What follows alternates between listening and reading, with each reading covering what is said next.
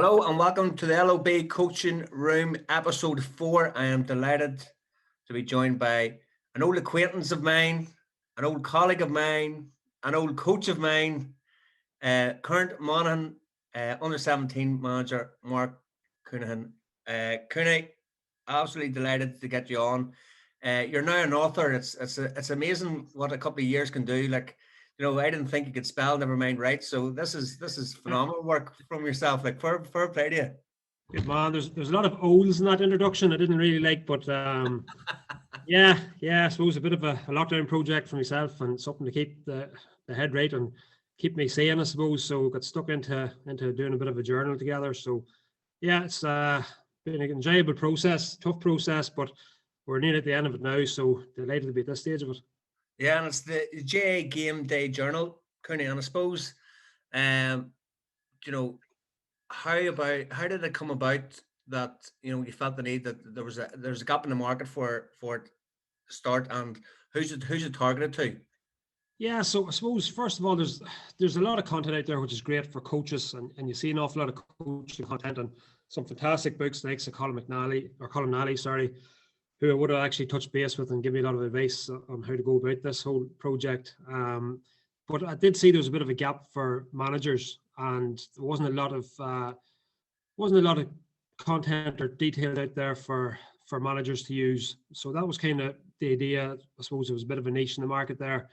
I suppose from my own perspective, I'm coaching and managing for 20 plus years at this stage, and I suppose I have a paper trail that, look, at anyone that's involved in management or coaching will tell you, there's a dent in the Amazon due to myself just from writing and taking down notes and everything else. So I kind of thought, look, it'd be good to have maybe one place to put everything to, I suppose, collect your thoughts and base it around games. So it's definitely based at managers, more so than say just coaches, because there are, I suppose, two definitive roles or two different roles. Yeah. But I suppose at club level, there's people who probably do both. But this is based on games and around your game day. So there'll be a 2-page kind of preview section for your game where you're looking at your own team's KPIs. What are the key performance indicators? What are you looking at? What are you trying to get out of the game? We've got on the opposition then, detailed on, I suppose, who their key players are, what kind of matchups you have in mind for them, what their form is coming into the game. A few, I suppose, key points around that. Then the game detail itself, there's 2 pages on that. And the game detail is, I suppose, all your basic things, the scores, subs used, maybe players that were absent for your team and the opposition team. So it's a great thing to reflect on later on if you're playing that team again. Even, I suppose, formations and how each team set up and stuff like that. And then the reflection piece, there's 2 pages on reflection. That's looking back over on, I suppose, how your KPIs went. What was the tactical setup? Was there any curveballs thrown at you by the opposition team? How the matchups went? Were they good matchups? Something you change again for the next day? And I suppose the key thing is a focus point then for your training session the next day out. And that's the key thing to it. You could write a thesis on a game, but what are you going to work on between that game and your next game that's going to improve you, make a big difference? And, you can get lost in maybe too many things. You just focus on 1 or 2 key points that you're going to work on that week in training. No, that's amazing. And obviously we went to university together.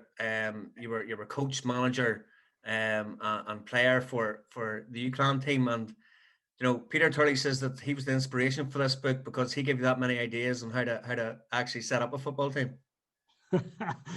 Peter Turley, I'll tell you what, when we were in college or university, we didn't foresee Peter having the career he had, going by his diet at UCLan. Man lived on sausages and demon vodka for 2 or 3 years. It's amazing he got to where he did get to. But yeah, look, I suppose I always had a keen interest in coaching and managing. Would have started off from a young age, and then at university, when you go to England to university, it's there's nothing set in place for you.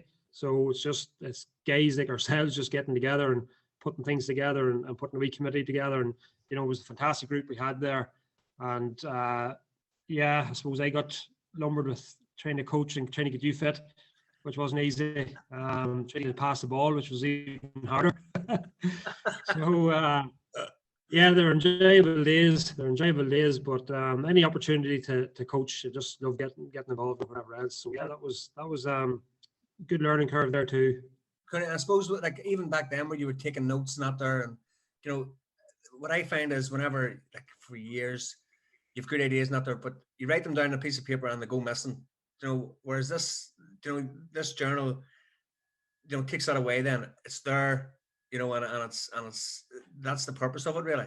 Yeah, there's a lot of key details probably go missing between games. Yeah. You play a team, you might, even if you win the game, you might have forgot a few key details that maybe opposition player that was missing, Mm-hmm. the weather conditions in that particular day, the referee, different wee bits and pieces that maybe they might just slip the mind, and then you play the team again and you're not as well prepared. And usually the team that loses the first day has a mountain of information, and they've kind of deep dive into why they lost, and they come back a bit stronger. But I don't really subscribe to this this mentality. I know John Kavanagh's book, what is it, win or learn.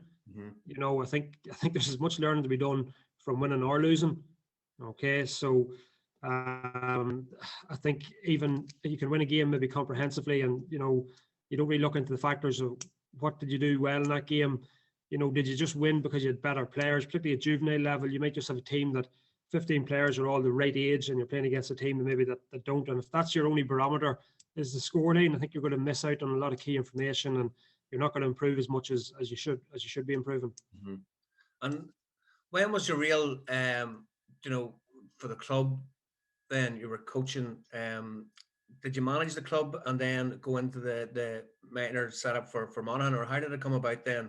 Your own journey. I suppose, yeah, well, it goes way back. I suppose when I was maybe 15, 16, I would have been asked to help out with teams here and there, juvenile teams in the club. And then I suppose about 18 or 19, I took a team and through my club in Monaghan. I took a team from under 10s, and along with a lot of good people, Keith Sheeran, Marty Brainy, Liam Dugan, guys like that, we would have kind of carried through to minor level and then under 21 level. So that team in particular, I suppose I owe an awful lot to that team, because that team probably gave me a platform, and they had good successes coming through the underage ranks and stuff like that. And then I would have been asked maybe to help out development squads on the head of that. Right. And then I suppose being a secondary school teacher in St. McCartans here in Monaghan, I'll be heavily involved with teams here again, right through starting with Dalton, working your way up to McCrory and stuff like that. So you're building as you're going along, and I was playing myself during that period as well. So you had to, I suppose, balance it out. Like I would have got offered a few jobs that I couldn't take. I was offered maybe 2 or 3 times to get involved in county minor setups as coach, but I had the project, I suppose, of those 3 lads that I wanted to see out, and I was still playing myself, so I couldn't commit to it properly or fully, so I wouldn't take it on. And I suppose, yeah, that the True job came a year after I retired. The year I retired, actually, I took over the True senior job. We'd won the All-Ireland Intermediate in 2014. So we'd just gone back up senior, and I wanted to give it one more year. I was probably ready to finish, but I wanted to give it one more year at senior, just I suppose, make sure, steady the ship for that year, and, make sure everything was all right. And it can be a tough year after, I suppose, an All-Ireland run at intermediate level, because you're running through into the following year. Right. So what was great about that All-Ireland one was several of the guys that we coached from under 10s, I suppose, played in that All-Ireland final with us, and then we had a couple others, obviously, that would have been on the panel as well. So that was a special moment for the boys involved in that. The year I retired, basically, then I took over the senior job, and I suppose it was all about building blocks and long-term project in mind, trying to get through. Never won a senior championship in Monaghan, and we put a big focus, I suppose, on consistency and the league. And the first year we were there, we got to the league final. It was the first time we'd been in the league final in maybe 11 years. Second year, then we made league semi-finals, but we didn't really make a big impact in the championship. And basically after 2-year reign, then to a different club in Monaghan, a junior club called Sean McDermott's. So we're with the Sean's for 2 years. I was joint manager with a guy called Kieran Murphy. Kieran's now over the Monaghan ladies team. And look, a great time with Sean's, fantastic club, really brilliant club. Really good characters around it. They were junior, they were getting it hard to get out of junior. And the first year we were there, we actually lost the the final in the championship and the final in the league. And it was probably one of the worst hard luck stories you'll ever get. We lost 4 out of our starting 6 forwards in 2 weeks leading up to the championship for just nightmare stuff. Couple of ankle injuries. A fella did a cruciate then a week before, a really big player for us, and then another guy had back issue, couldn't get out of his bed 3 days before the game, so missed out. But because we were in both finals, we were beaten with the same team, it meant that we got promoted to intermediate ranks in Monaghan. Intermediate ranks in Monaghan is good crack. It's everybody can go up, anybody can go down. It's probably one of the best managerial divisions you can be in, because you're tested to the limit. Everything counts, and it usually goes into the last day who makes semi-finals and who loses. And we actually got the championship final that year, and we lost by an injury time score by Colin Walsh from Hamlet. Yes. So Hamlet went up senior, but Sean stayed intermediate. So look, a really enjoyable time with Sean. Said fantastic club. Don't know if you found this yourself, but when you leave your own club, it's a very weird thing going into another club, and something that you don't take too lightly. And going into somebody else's dressing room, it's I don't know, it's something that's very unique to that club and unique to those people, and it's very special, and something you're very conscious of going into another club. And I was very nervous about it, being honest, the first time driving down. Yeah, I suppose the thing is, it's the respect thing. Like, they don't know you. They know the person that probably they played against and seen on the sideline, but they don't know you as a person. So I think that's where the I wouldn't say awkwardness, but it's just like, just as you say, stepping into that change room and addressing these boys as now manager. Like, yeah, and as I said, it was giant manager. So look, as I said, I couldn't have went to a better club initially out of my own club. A lot of the guys I would have known, I would have taught in school and coached in school, and would have played against and maybe played with underage county and stuff like that. But still, it was definitely a strange step going into a new environment like that. But it's good to get out of your comfort zone, and definitely stood to me, and really enjoyable experience overall. And I suppose from that, I would have got asked about taking the county minors. Again, I would have been a wee bit apprehensive at the start when I was asked, because I suppose I would have had, it's a job I probably always wanted to get, because I had a really positive experience when I was a minor myself, and I'd worked with development schools before.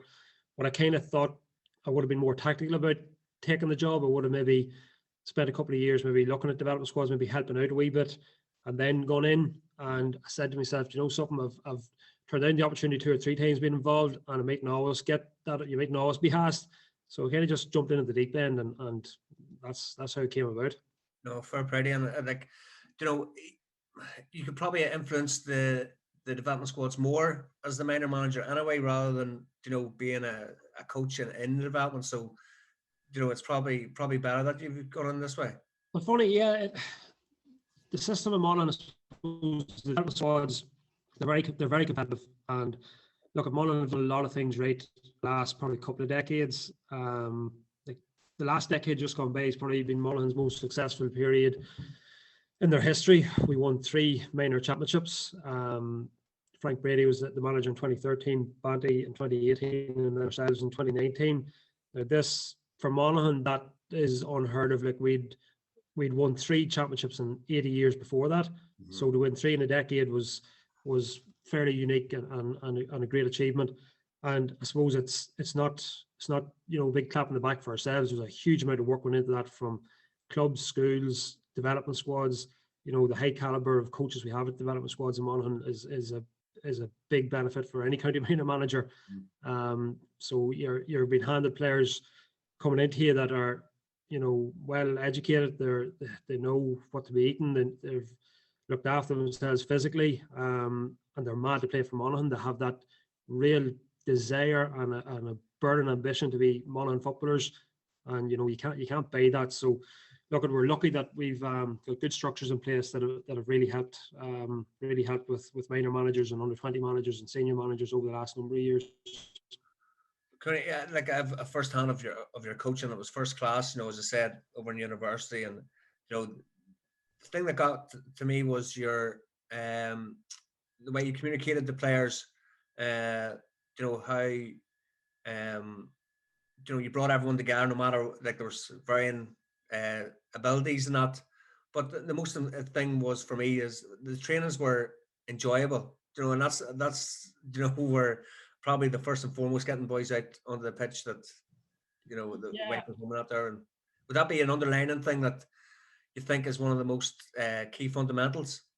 funny. I think it is for any age group, and it could be an inter-county senior team, or it could be an under-10 team. Enjoyment is, it has to be one of the core values any kind of manager or coach brings to a setup. Because if you don't enjoy it, and you're not enjoying being part of it, and you're not enjoying the environment, you're not going to be going there, with a skip in your step. Whereas, if it's something that you're looking forward to, you just know yourself. You're in better form. You're going to train better. You're going to be more open to ideas. You're going to be more open even to constructive criticism, because it's coming from a good place.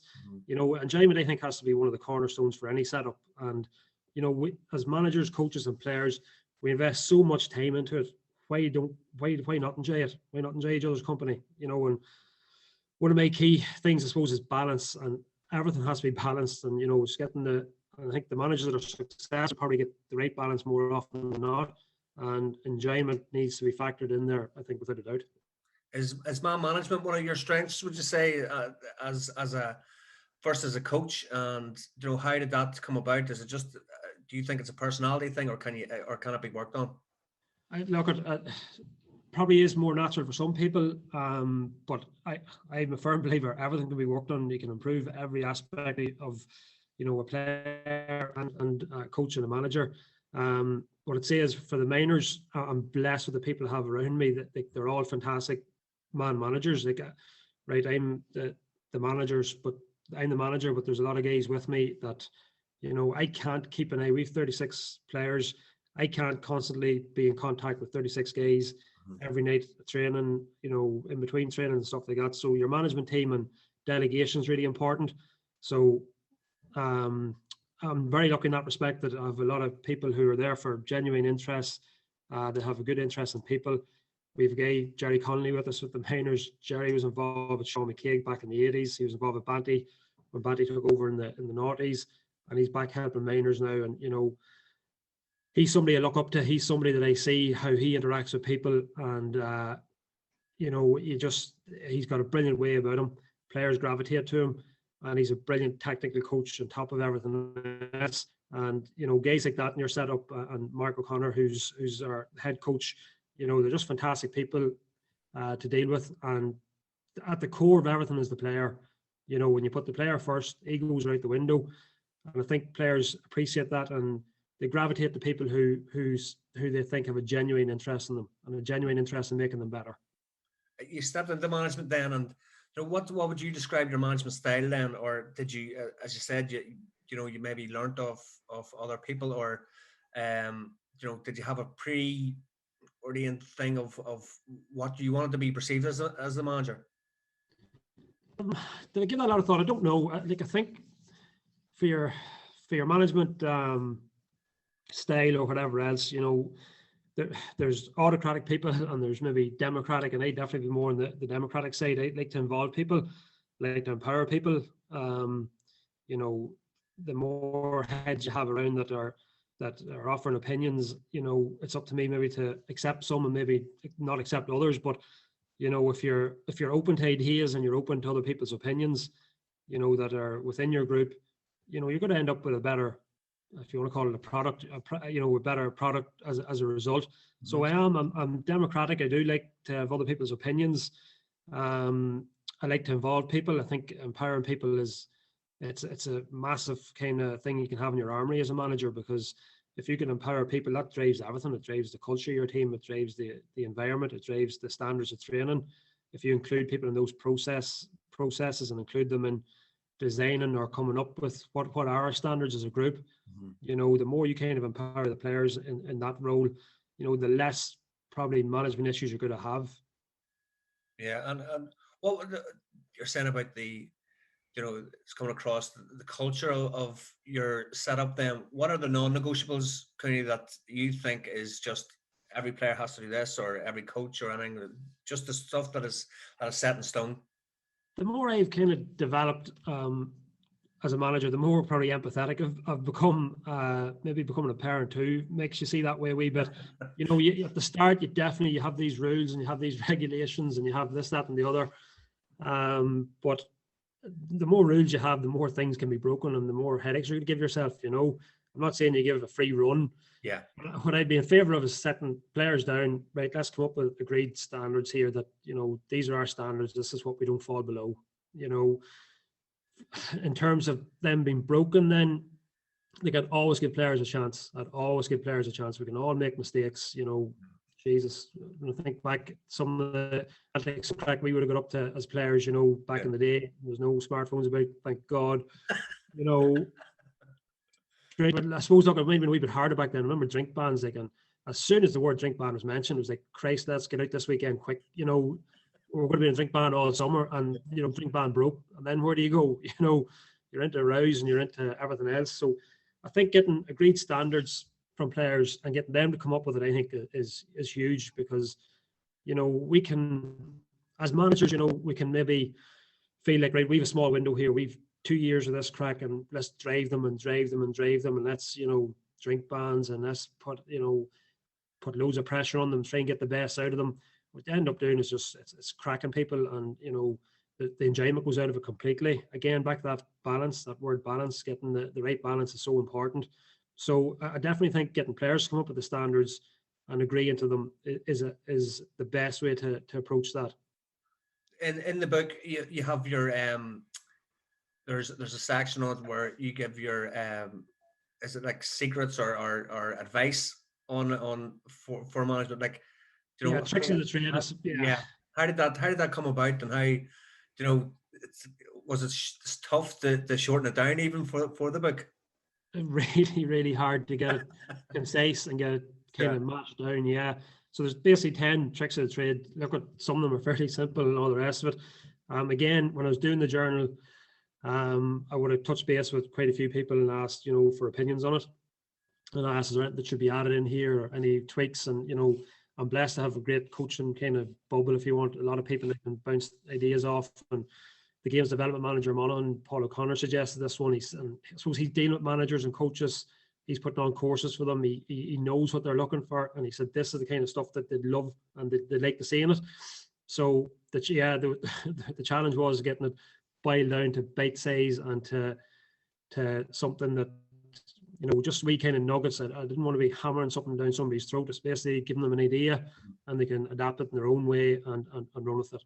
If you took one of them, what would be the standout one? Do you think that had to be in the book? Well, probably for managers starting out, we've kind of touched on it there a couple of times, but people always talk about a philosophy, and they talk about how you want to play and stuff like that, and it can be hard to kind of to I suppose get that into some kind of a structure for somebody to get their head around. So the way I went about it, I suppose, was I broke it up into 3 different compartments. So your values, what are your values as a manager? So that's kind of you personally. What do you bring to the setup? What are your key things? Like, could be honesty, could be hard work, could be discipline, could be empathy, there's a whole range of different values that you will associate with yourself. After that, I think you can start, that kind of will help the overall structure of your management process. After that, then you can talk about your philosophy, and your philosophy basically, people get wound up with it and maybe go into massive detail. Your philosophy is how you want to play. How do you want your team to play? How do you want your team to be seen, basically? And you can break that up again. Like, a lot of people might put in, I want to be all out attack and want to be attacking football, and want to, have a think about that. All out attack might lead to naivety and, getting the shite hammered every day you go out. So you have to maybe think about how you want to play when you have possession, and how you want to play maybe out of possession. Back to my word balance, everything needs balance in it. That probably drives you into then your principles of play. So your principles of play then are how you want to achieve your philosophy.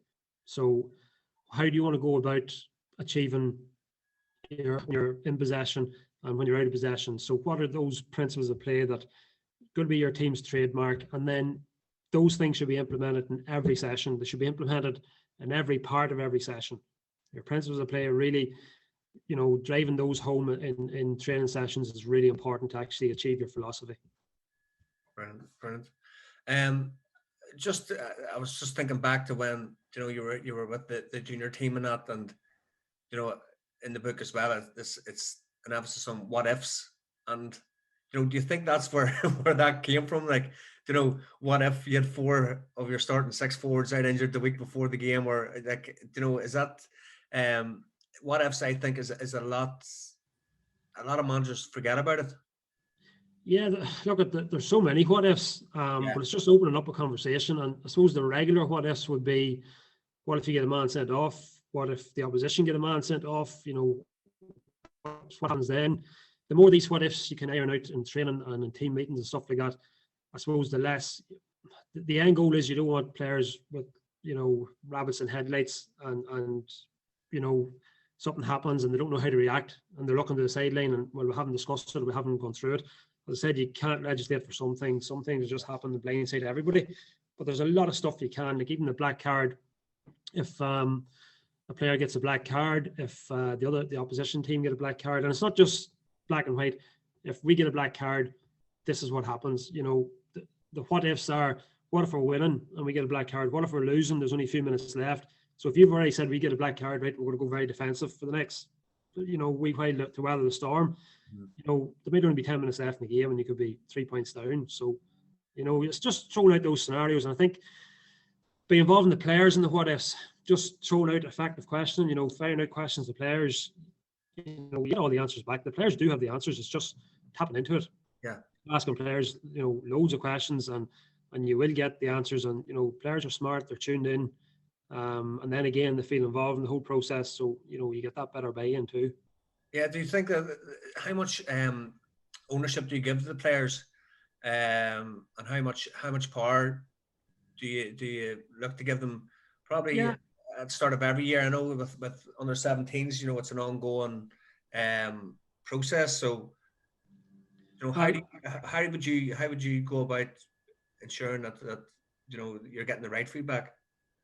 Yeah, so I do like autonomy and I do like massive player involvement, like things like team captain. A lot of the time I take a vote on it from the players themselves, who they want to be their captain, who do they want to represent them. I'd set up leadership groups. So again, leadership group, again, I've said if it was a senior team, I'd get a good broad range of people in the leadership group. If you pick your 5 best players, you're going to get the same 5 opinions back. Everyone's great, we're playing, we're happy. Whereas if you have a reserve player, maybe you have a sub, you have a young guy maybe just starting out, you have an older guy, and then your captain or whatever, 5-6 guys, you get a broad range of opinions and ideas about what's going on, and you get a better feel for the group. But leadership groups can be a fantastic thing because they actually lessen your workload, because you can get that dialogue opened up between the players.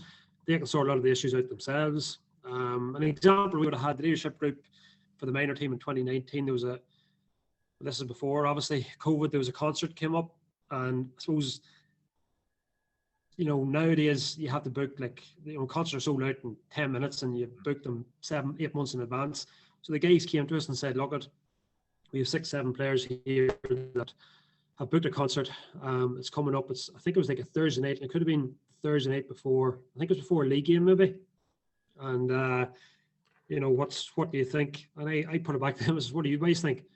And I said, look, everyone's training hard. They've been fair. They've booked this well in advance.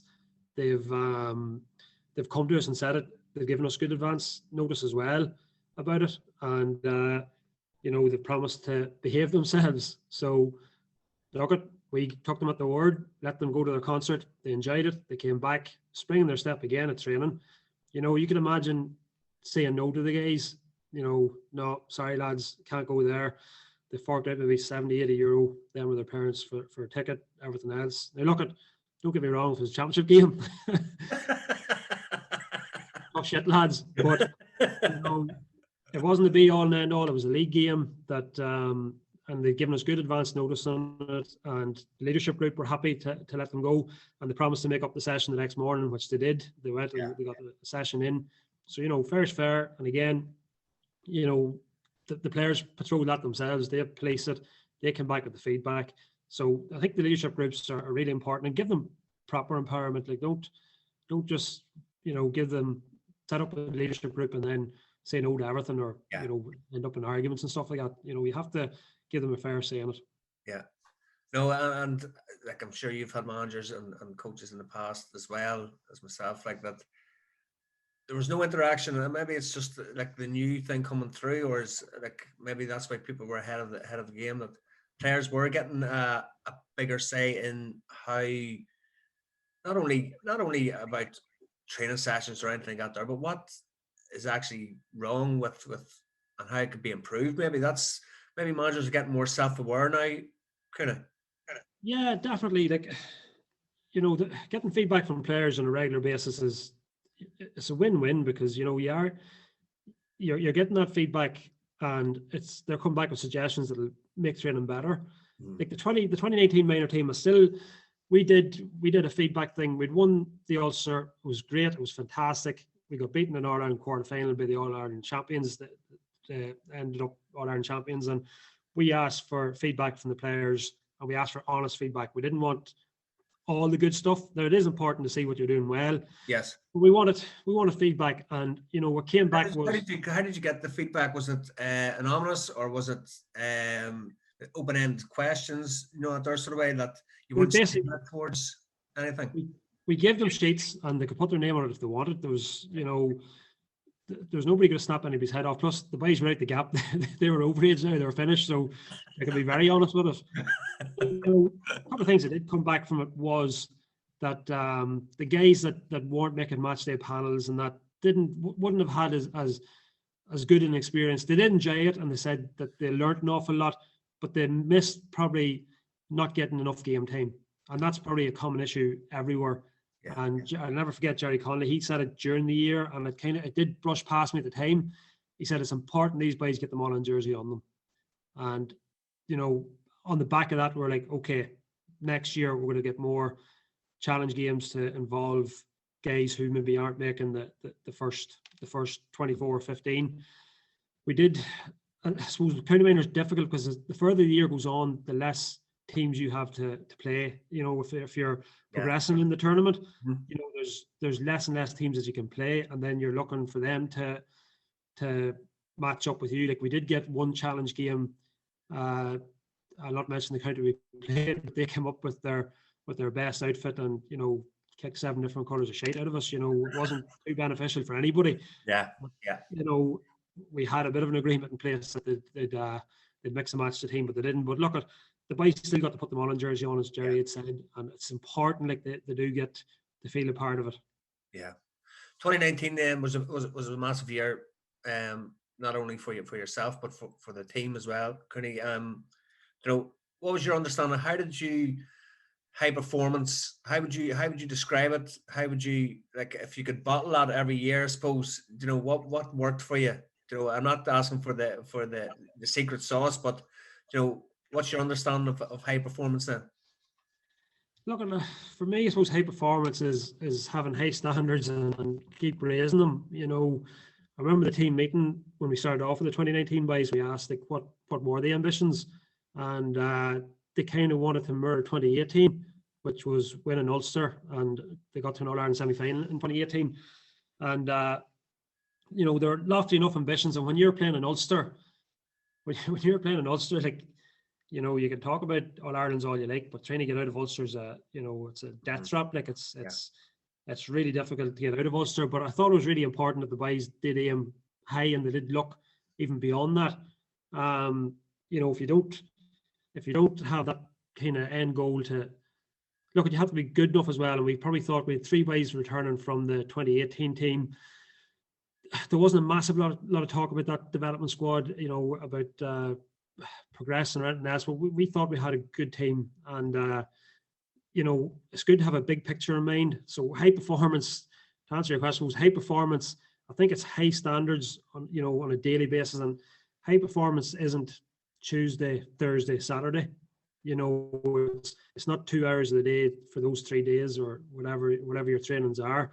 It's a way of life. It is 24/7. It's your diet, it's your nutrition, it's your looking after yourself physically, looking after yourself mentally. It's, it's all encompassing for me. It's to reach high performance and to get to the very top, it has to be a way of life.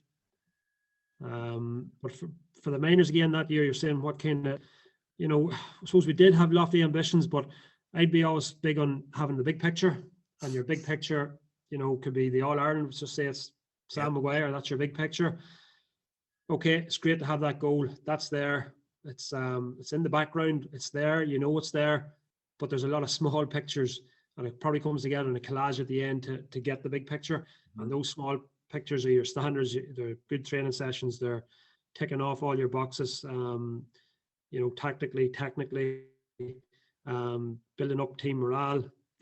League games, everything. All those little snapshots will lead into the bigger picture in the end. And I suppose a team that gets more of them right and gets them right on a regular basis and are consistent will end up with the big picture. Yeah, no, and it's probably having that pathway for how to achieve then the smaller pictures as you're saying, like, and then moving on to the next one. So it's always a moving target then as well, kind of.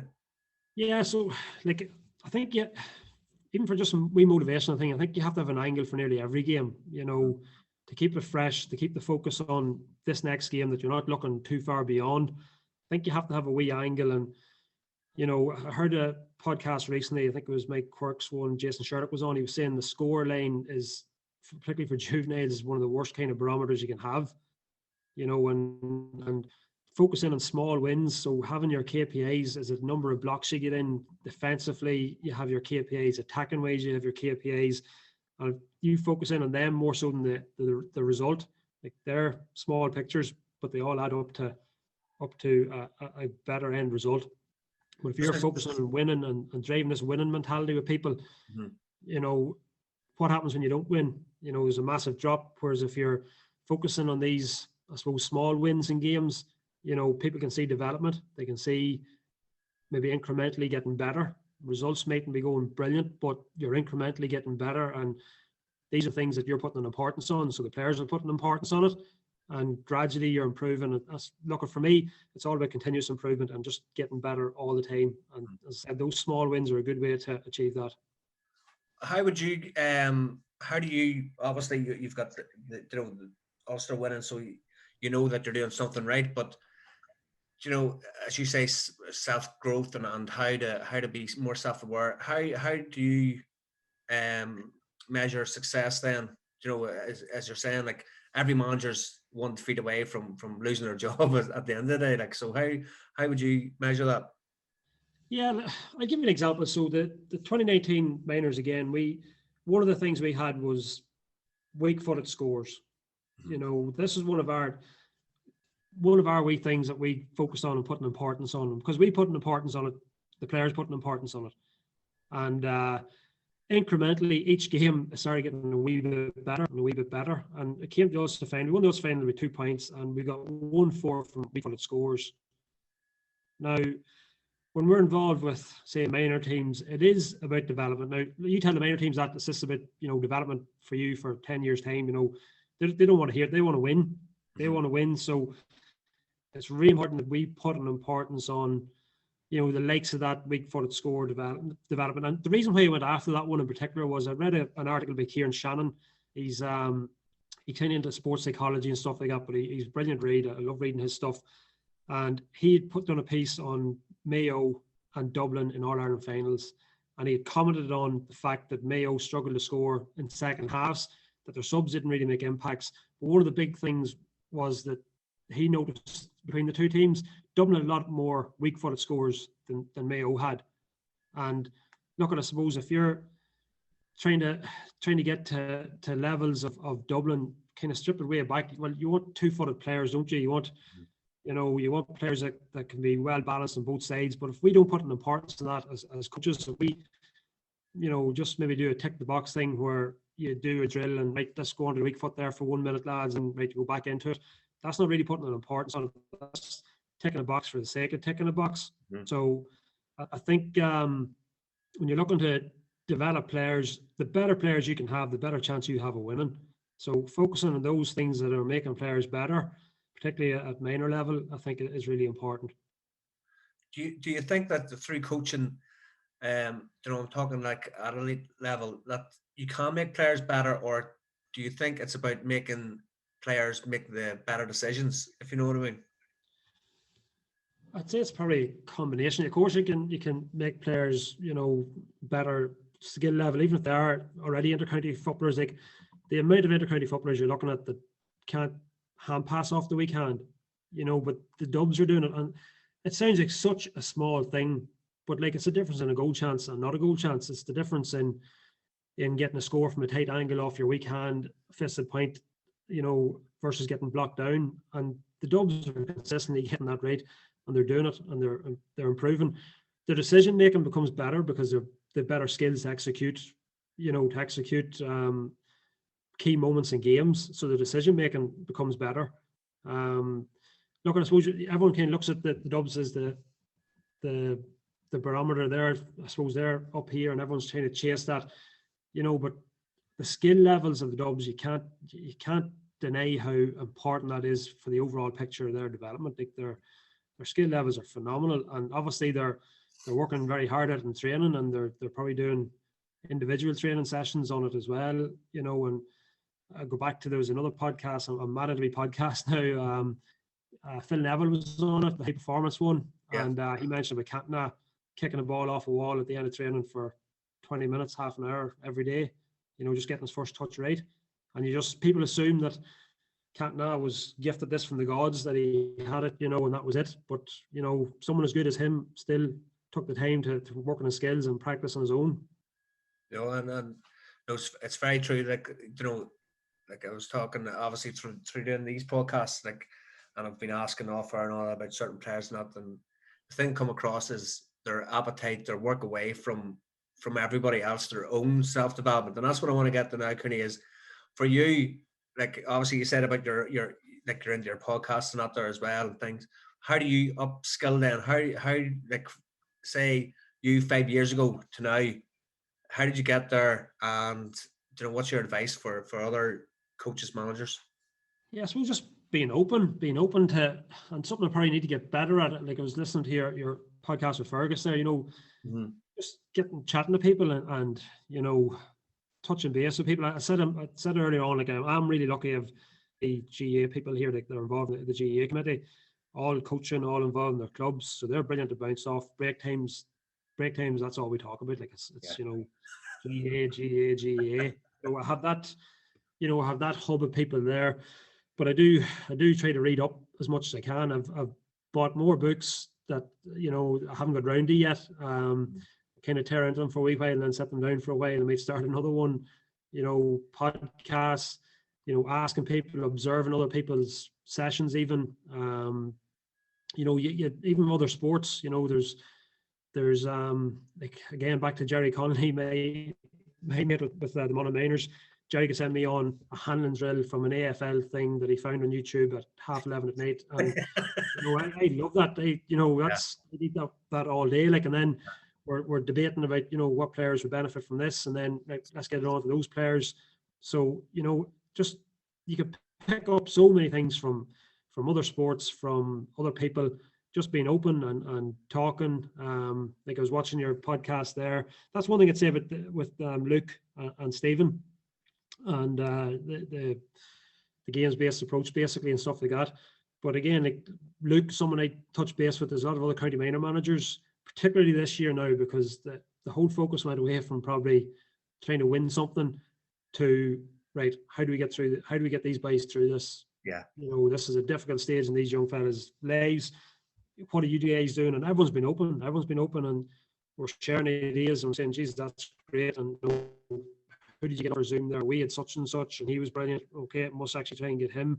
So, there is a lot of sharing going on, and there's a lot of openness, and, people are only too happy to help. And, if you ask somebody questions, you're going to get answers from them, so ask plenty of questions is what I'd say. Be open to things, look at other sports, read up as much as you can. You don't have to take all the advice on. It's up to you how you implement that into your setup, or take on board, and you can ditch what you don't need. So Yeah, just being open and reading up plenty. Brilliant. And obviously buy your book if you're going into management then as well would be the would be the number one piece of I'm advice. not, I'm not saying they're guaranteed to win a championship now, but look at it's the journal. It was a brilliant distraction for me for lockdown for the last number of weeks.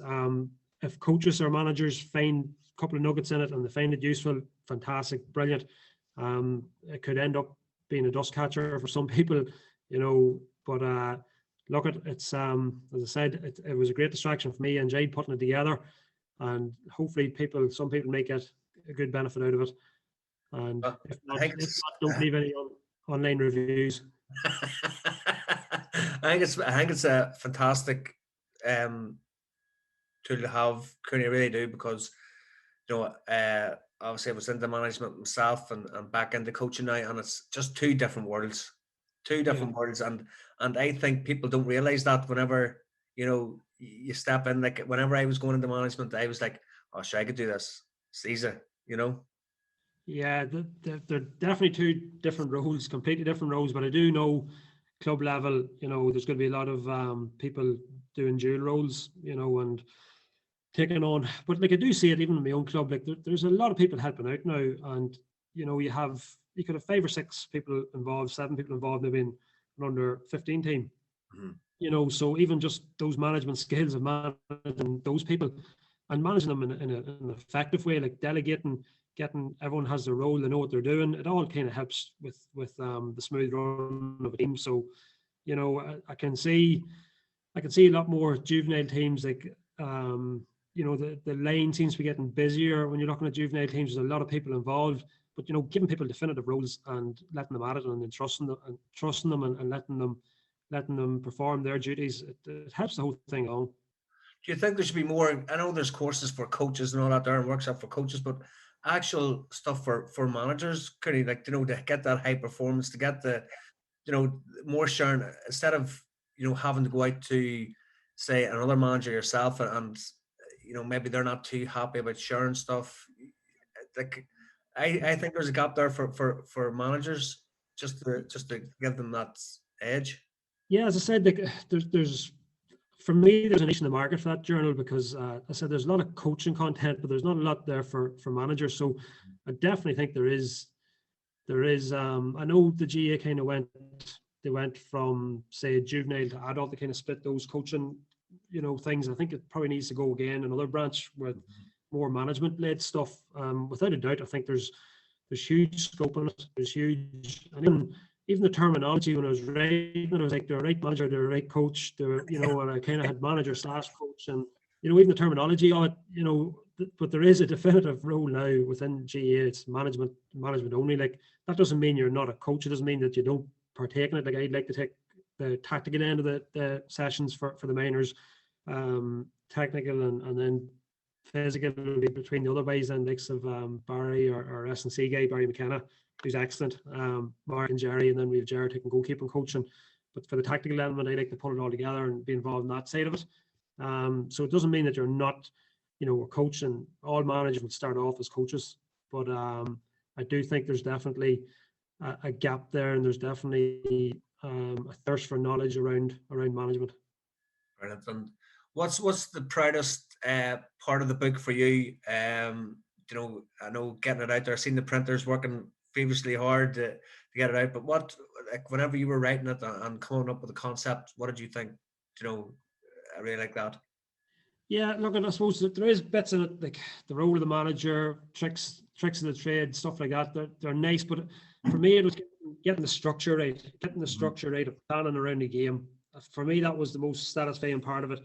And like I did the most of it over midterm, basically working hours over midterm, plowed into it, and then I sent it out to a few guys to look at or whatever, and they came back with feedback and adjusted it and tweaked it, and again, trying to be concise with it, trying to just have the right level of everything in each section, and all the rest of it was difficult. So when I got that part nailed down, I was like, yeah, look, I can see people benefiting from it. Mm-hmm. And there was a lot of satisfaction in that. Now, look, the proof will be in the pudding if people use it or if they like it or if they don't like it. But yeah, that part is particularly satisfying. seeing it being printed was nice. It's been dispatched today, so hoping to have it now tomorrow.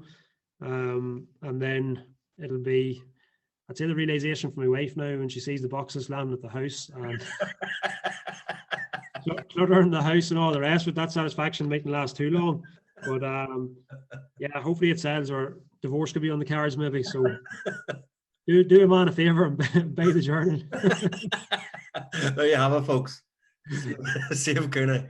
But Counihan, like, it's just a great career, even like for a young manager now. You know, you've already got a big trophy in the bag. What's next for you? And where do you like? Where's your long-term goal? Like, I know you're saying about, you know, whenever you go into manage, or teams must have long-term goals. What's your long-term goal? Yeah, look at, like, yeah, we had that trophy in 2019, but Christ, we lost a lot. Like with Sean's, we lost three finals. With the minors, we lost the league final actually, and then with True, we lost the league final. And you know, there's a lot of losses on the way there, a lot of bumps in the road, and there's going to be more, and I know that, and that kind of changed my vision on things. You know, if you're only satisfied by winning a trophy, you're going to be in for a life of misery. You know, you really have to back to the small wins, and you know, at least small wins. It's ongoing. It's not, you're not waiting until the end of the year to find out if you're happy or not.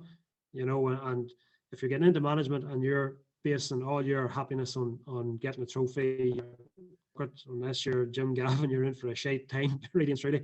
So look at what's next and long term. I don't know. We have the minors again in 2021. We're trying to get the 2020 season finished.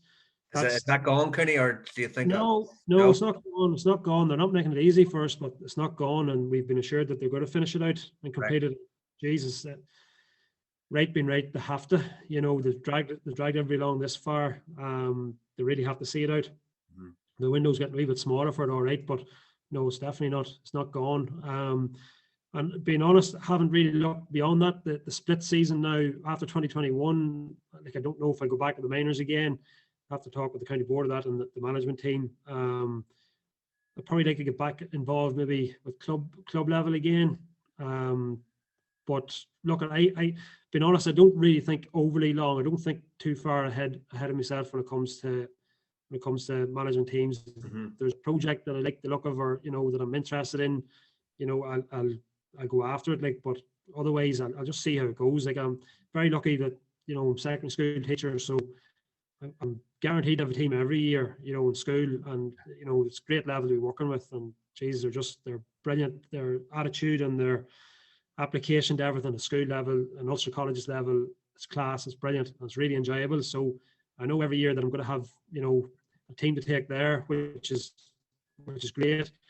Outside of that, you know, just as I said, I'll see what's out there at the time, and what I